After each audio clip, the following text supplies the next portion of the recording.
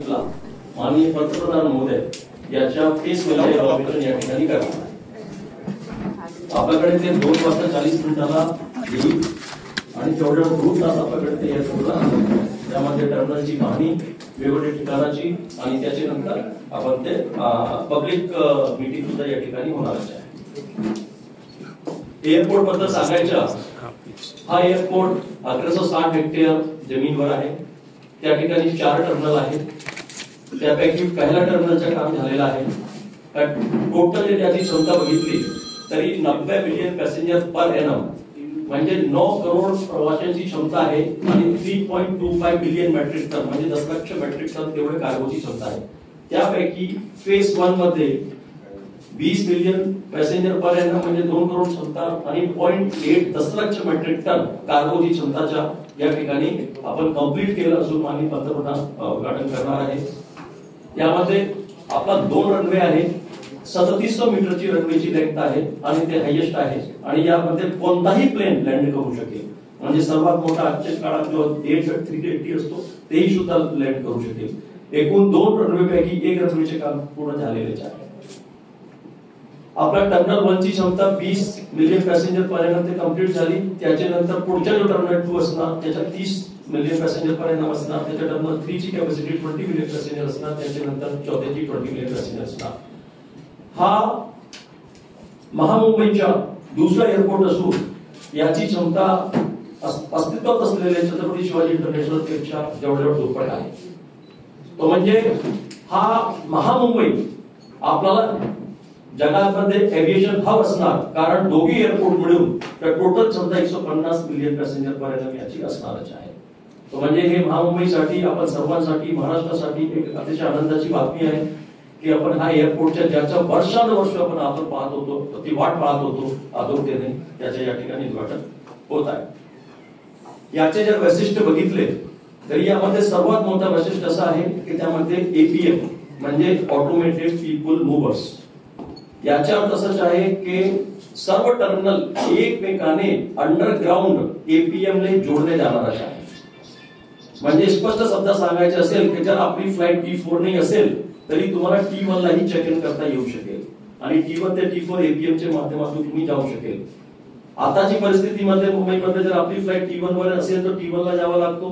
चुकीने जर आपण T2 ला गेलो तरी T2 वर परत उतरून आपली गाडी टॅक्सी शटल घेऊन आपल्याला असं यावं लागणार आहे. पण यामध्ये असं नाही, ते एकमेकांना जोडले जाणार असून तुम्हाला कुठल्याही टर्मिनल वरून चेक इन या ठिकाणी करता येईल. एन्व्हायरमेंट फ्रेंडली होण्यासाठी जो जगामध्ये सर्वांनी निर्धार घेतलाय की आपल्याला सस्टेनेबल एव्हिएशन फ्यूल या ठिकाणी करायचे आहे, त्या ठिकाणी सुद्धा स्टोरेजची सुविधा या ठिकाणी ठेवण्यात आलेली आहे. 47 मेगावॉट सौर ऊर्जा या ठिकाणी जनरेट होणार आहे.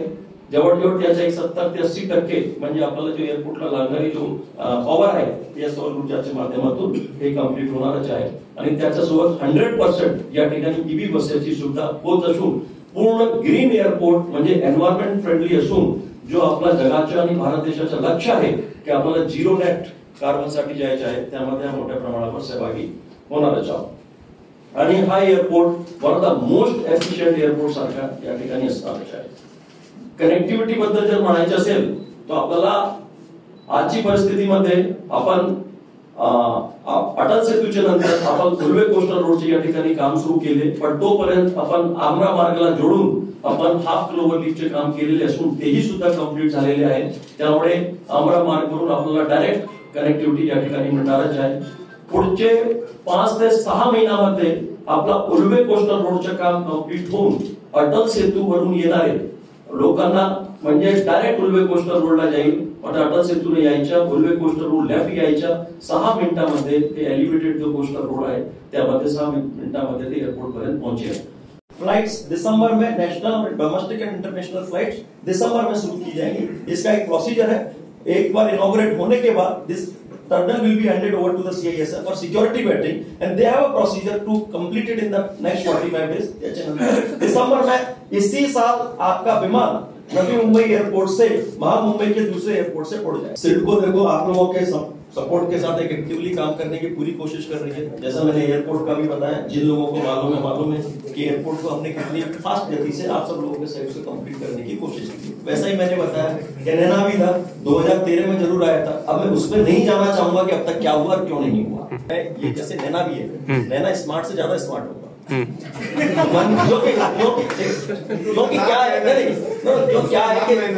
क्योंकि जब हम एक नया, so what is the definition of smart city? You should have the best facility with the kind of a facilities अच्छी हो, नियोजन अच्छा हो, सुविधा अच्छी हो। That is what is in general is the smart city.